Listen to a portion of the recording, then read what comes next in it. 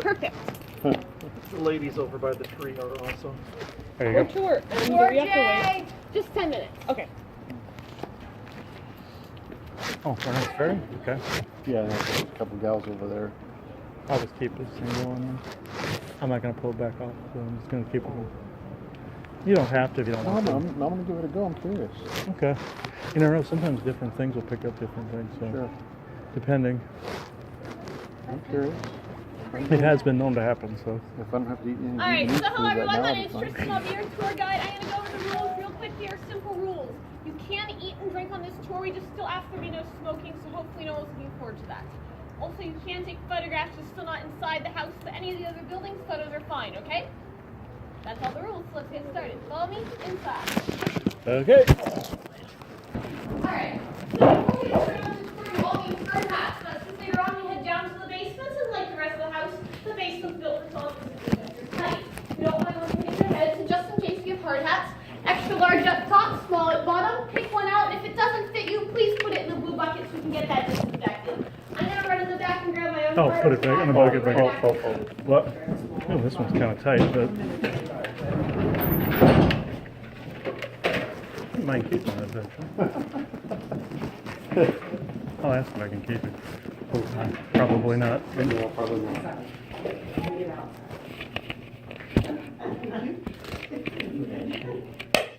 There we go. They have a little thingy on the back to tighten it.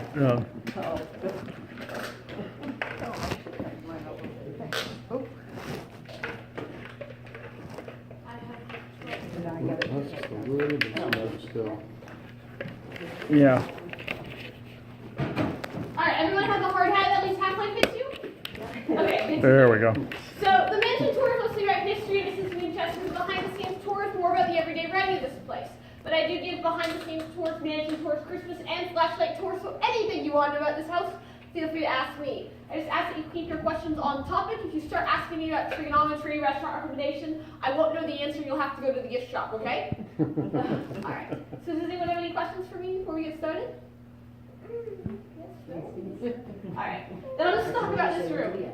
Alright, so this is the stables you've seen on before when you were on your mansion tour. On the other side, behind this gingerbread house, that is a $25,000 storage room. And if you looked in through the windows as you headed upstairs, you would have seen this stable. And while you were in this hayloft, did anyone look around? Did you notice there were trap doors in the floor? They were behind the wooden fences. Now the reason you had trap doors is actually just for feeding the horses. In the back of these stalls, we have troughs that connect to chutes. These chutes go all the way up to connect to the hayloft trap doors. You want to feed a horse, you stay up in the hayloft, open a trap door, drop the hay on down, gravity will feed the horses. Or if you wanted to do it from down here, there's a hallway at the back for the workers to use. The reason you did it from up there or back there rather than standing where I'm standing now, take a look at this pillar. This is what the kick of a horse could do to a pillar. No one really wanted to see what it could do to a person, so you tried not to stand right by these horses. Now there's also metal on these stalls. So that's because horses like to chew wood. This is a house made out of redwood, which is acidic enough that termites try and avoid it. They didn't want the horses killing over because they had a midnight snack, so there's metal in all the stalls that made sure that didn't happen to the horses. And if you look at the very left stall down there, you might see a whole bunch of building supplies. This is Winchester was bought way more than she needed, so she never had to stop for building. That way, even if she came up with a new project, no one had to wait for her to buy new materials. She already had everything she could possibly need. And just in case, she kept her old leftover supplies too. So when the top 3 floors of the house came down, all that was taken down. She kept all the windows and doors. That's why all those items there have paint on them. They actually used to be used in the house. She kept so much stuff that we actually still use her leftovers. It's right up here. The ceiling star to SAG. We took 2 of her pillars and put them in the same way she would have put them in, upside down. You were told about the upside down pillars, right? Mm-hmm. Perfect. Any questions in here? Nope. All right, then we're going to head outside, and we're going towards the red fruit drying shed next. But once we are out of here, you can take pictures. So if anyone wants a hard hat selfie, then it's the time. You're not required this. Don't feel pressure. I might have to keep this as like a souvenir. Good luck. So our next stop's going to be that red shed right down there. That's the fruit drying shed. I know they told you that she made a bunch of money off the rifles, but did they tell you that she had her own business here as well? Oh, she has her own business.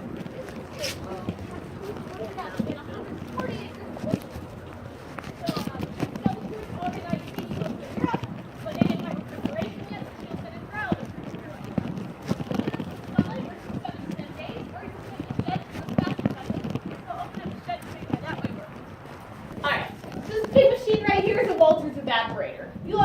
ton and a half of fruit, and this one has to climb beneath.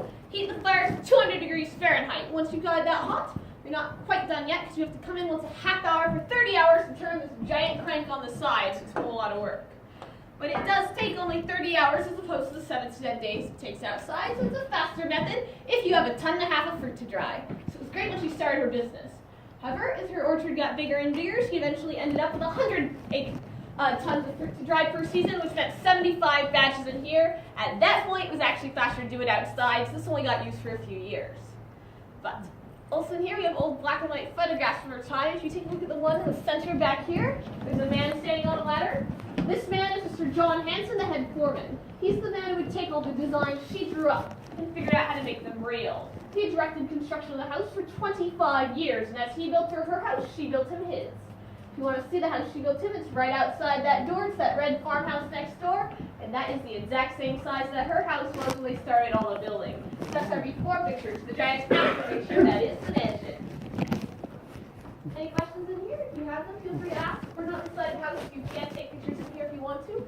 And otherwise, we're heading out to the water tower next. So right up there is the water tower. There used to be a 10,000-gallon tank of water on top.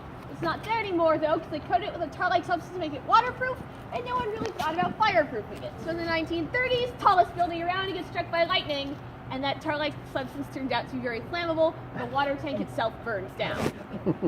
We're lucky, though. The rest of the tower's fine, so I can take you over, show you the first floor. It's the plumber's workshop. Top 2 floors were living quarters for the unmarried men.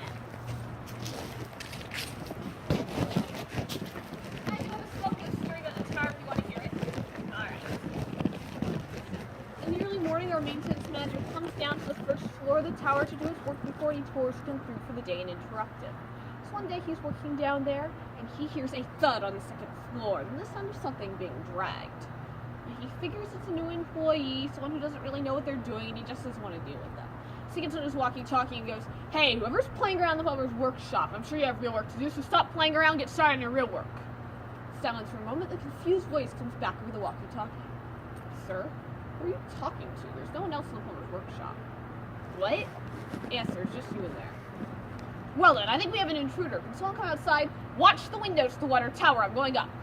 There's just one staircase up and down out of this tower, so if someone stands by it and watches the windows, no way for someone to sneak by unseen. So he goes now to the second floor, where sure enough, he was not hearing things. A box has been dropped off a shelf, dragged through the dust, contents scattered all across the room like someone was looking for something. There's no sign of anyone who could have done this, so he figures his intruder went further up to hide. He goes to the third floor. Here's footsteps on the roof. It's the last floor, so he runs up the stairs, throws open the trap door. See? Footprints. He left in the morning dew that head straight out to the center of the tower and stop, where stands a man dressed all in white. "Sir, you're not allowed up here!" But the man doesn't move. He figures he's being ignored, so he's going to grab him by the shoulder and catch his attention. As he crosses that roof, the morning sun rises, and he's left standing alone on the roof of the tower. But there's still 2 sets of footprints, his own and that of the mysterious vanished man. Happened about 10 years ago. Our maintenance manager is a little bit older, a little bit deafer now. Not sure he'd hear it if it happened again, but he did hear it at least the once. Wow. I'm going to go open up the first floor if anyone wants to take a look inside. There's not quite enough room for all of us to fit, so once you've taken a look, come right back on out. It's not good.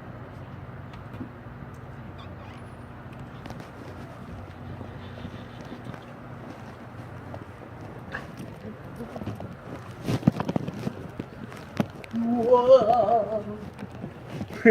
Whoa.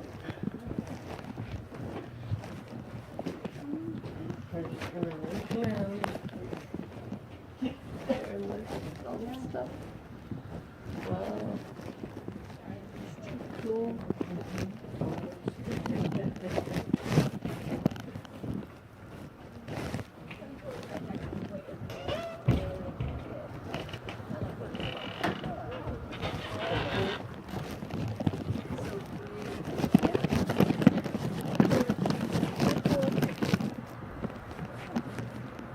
There's also used to be a windmill on that roof. You see how there's a little platform?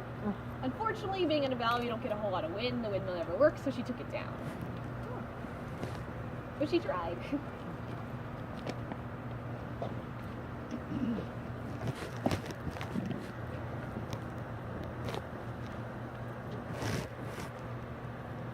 My last person?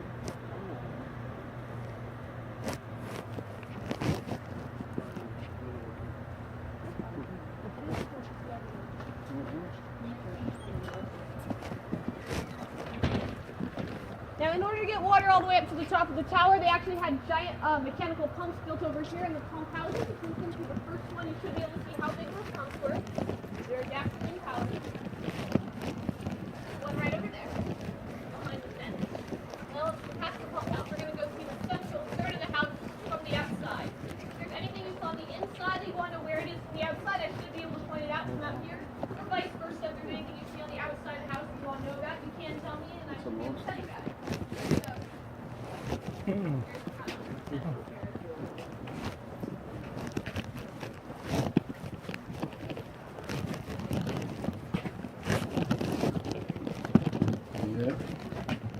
My dad had an old motor laying around the house like that. Yeah, usually the older ones like that work the best. They were monsters. In some areas they were more efficient though. Yeah. Do you know if any of the other houses she owned were like Around? tourist attractions or now or? No, none of them are as famous as this. None of the other ones were built so eccentrically, I think is what it is. One of them is actually a historical site, but the rest of the house isn't there. It's just the foundation for the first floor that's there. Oh. It's been a long time, and this is an earthquake-prone area. Mhm. All right, so this is the gaslighting workshop. I'm going to explain how the gaslighting for the house works. This is the most technical explanation on the entire tour. So if you get bored, fall asleep, don't worry, I won't be offended. So, this is a diagram done of this house for the house that uses the same kind of light system. Corner, there's a tank in yellow. Real life, it's 100 feet away, 10 feet underground, so it's filled with really flammable acetylene gas. You don't want that going up in flames and taking the house down too, so it stays out there. In the morning, one person goes out, they have to start making the gas. They dump in a double handful of calcium carbide pellets, which hit the water and make the gas. It gets so dense in the tank, so they float from the water all the way up to the top. So when the gas gets used, the float will fall down, hit a switch, to dump in more pellets, makes more gas, no one has to stand there all day.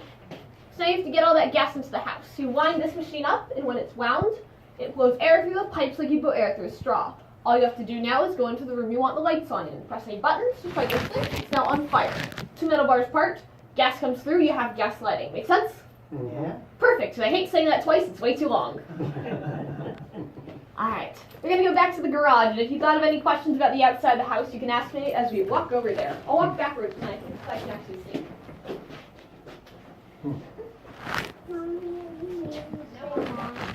Yeah, because I wanted to get a picture from inheritance. Nice little Good. garden. Are you getting fills in here that are kind of interesting, or? Uh-huh, yeah. It's starting to lighten a lot since all the other activity lessons. I can feel it just going up a little more, a couple octaves. Not 100%, but it's there. But then once stuff is like eliminated, the potential to come back. If it's not, the site isn't protected, something new could move in.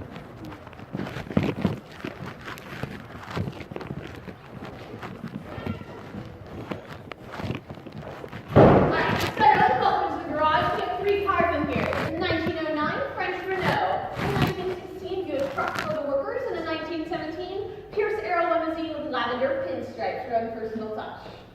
And if you look at the back, we actually have a picture of this car, the Renault. And you see the man driving that car? He came with the vehicle. So she got that car. We're going to give people on the whole West Coast for foreign car mechanics. And this man happened to be the nearest one, but he was all the way up in San Francisco, which is a long way from here by horse and carriage. So she goes up just once to find him, finds him. Sir, how much are you being paid? Oh, is that all? Well then, I'll pay you twice that for the room and board. What do you think? Want to come down here and work for me? Of course he does. So he comes down here, becomes a personal women chauffeur and mechanic, and everyone else up in that city who has a French car has to find themselves a new mechanic. So hopefully it's not too many people. You see, he had a lot of work to do here. All these cars and carriages were hers, and so he had to drive and work on them. And lastly, back there where you entered in, you might notice the squares of the floor, different colors in the area around it. Different colors, different track door. We had to take the handle off because people kept trying to climb down while tour guides were talking. That was just so he could work beneath the cars without crawling on his hands and knees. We're also right by the car wash. So when you're done peeling around here, car wash is right this way. Do you know where her cars are? No. We do know who they went to. We just have to build, but she didn't get all the cars. Some of the carriages were not, because by that time carriages were they didn't start mass producing cars. The Model T Ford, that was like 1930s ago.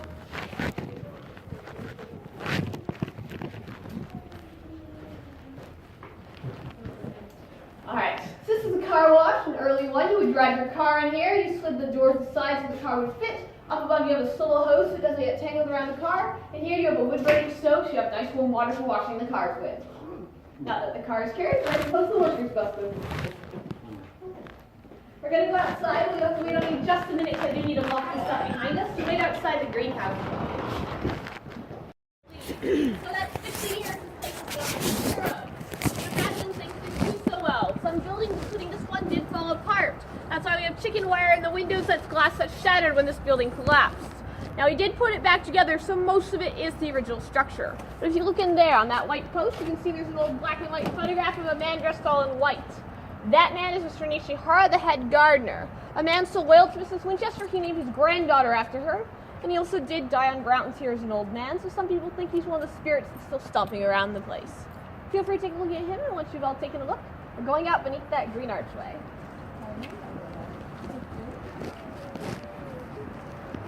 Alright, so this is a California redwood, a little bit older than the houses. It's lasted this whole long time, even though most of the gardens didn't. So most of what you see now has been redone.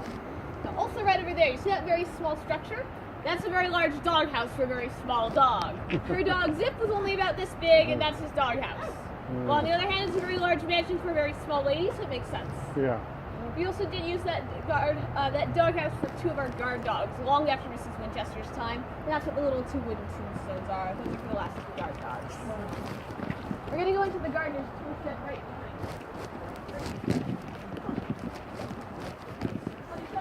So this is the gardener's tool shed. It's actually shaped like a keyhole from above. If you don't know the shape I mean, this is the kind of shape right here. Over there is the circular head. Over here is the triangle tail.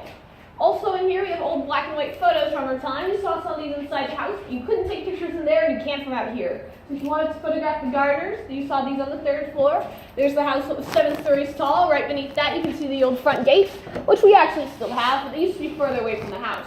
When the road they were on got bigger, they had to move the gates back, and that's when they renamed the road Winchester after the land they took.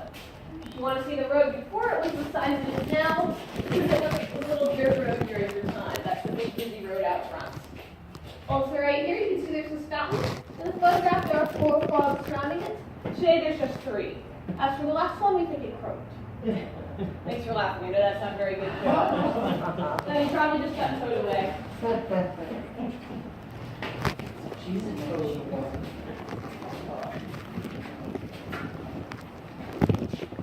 These are all original tools actually used here on the grounds that were moved from the house, but here on display in the 1930s. All of these actually were used here except the slot machine, which is new.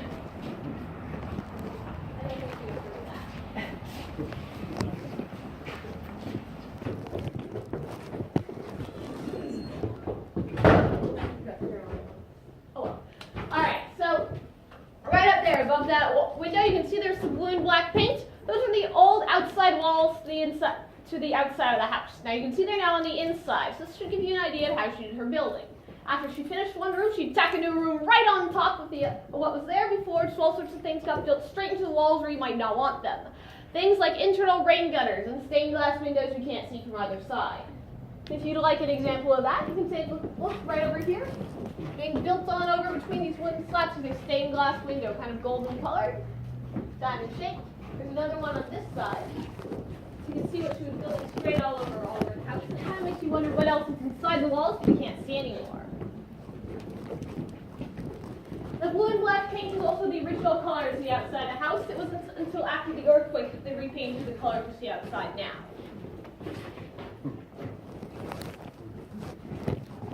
I know you all got to hear about what happened to the furniture, but did you hear about what happened to the house itself when she died? No. Alright. So she died, she was a very meticulous will. There's 13 parts, 13 signatures on every part. This house was not mentioned on it once, even though she mentioned all her other properties in the area.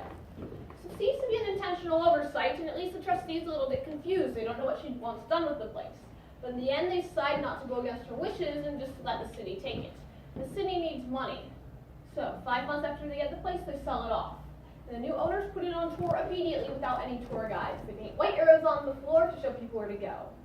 I'm sure you can imagine that didn't work out too well. People didn't follow the white arrows, used to wander off and get lost in here. Problem number 2, do you know if there's a window in every bathroom in the house? Maybe. That's all from that era too. No one's around to say, hey, we're not paying for the restrooms, please don't use our plumbing. So the best way to get people to not try and use them in the first place was to put a window in every bathroom so people didn't see it and didn't want to use them anymore. So don't worry, that's not original. That was done during the first set of tours. Problem number 3 though, this is the big problem. No one's around to say, hey, please don't touch the walls. So for 50 years, people took their souvenirs straight off the walls. They'd find nice pieces of plaster, encrusted, things like that, chip it off, put it in their pocket, and leave with it. So in the 1970s, this place was pretty heavily damaged. There was entire rooms where all the plaster on the wall was missing. There was holes in the floor in places, graffiti in some of the rooms. They realized the place wasn't going to last, they kept letting people do that, so they closed off the worst damaged parts of the house and started working on repairing the rest.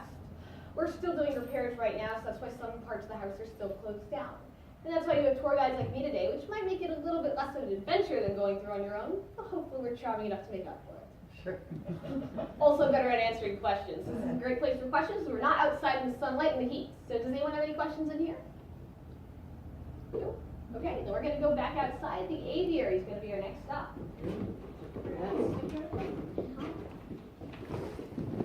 Head on. I got the last person outside to close. Turn the lights on. I forgot to turn them on in the first place.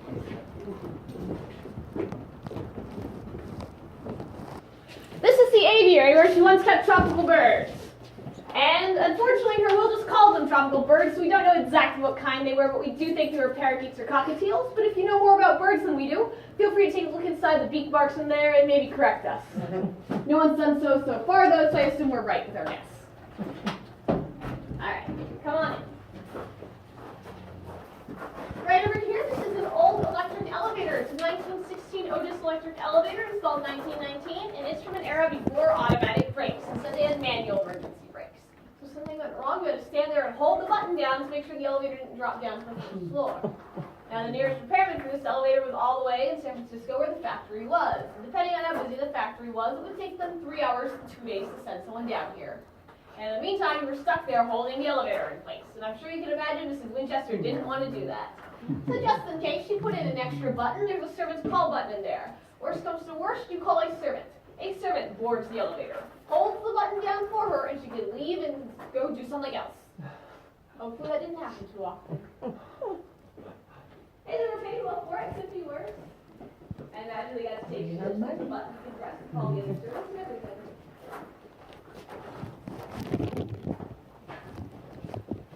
You also see that right by the elevator, we have the engine for it in the same room as the fuse box for the house.